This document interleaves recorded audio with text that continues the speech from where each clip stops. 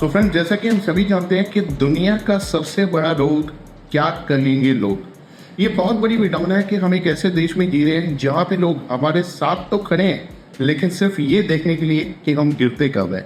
जी हाँ my friends, एक छोटी सी स्टोरी आपको सुनाना चाहूँगा। स्टोरी क्या है, एक बार एक फल का व्यापारी था।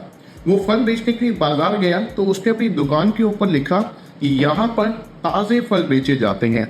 तो आते जाते ही राहगीरों में से एक राहगीर ने कहा, यहाँ पर ताजे फल बेचे जाते हैं, यहाँ क्यों लिखा है?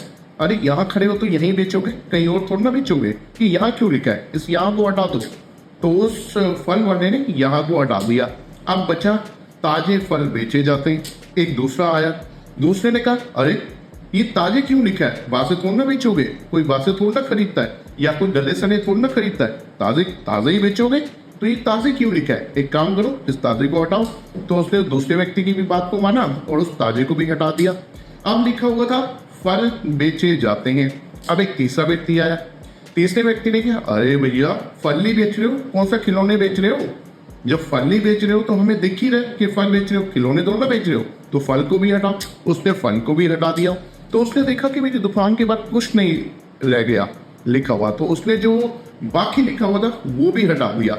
और एक तीसरा यानी कि चौथा व्यक्ति आया और उसने देखा दुकान पर कुछ नहीं लिखा हुआ। तो उसने कहा, जी भाई साहब आपने दुकान पर लिखा क्यों कुछ नहीं?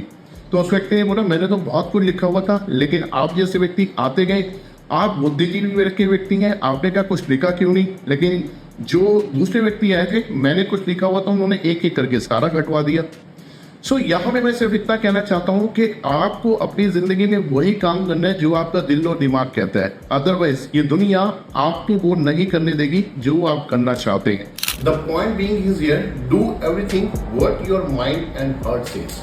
Thank you, wish you all the best, good luck, bye bye, take care, जय हिंद।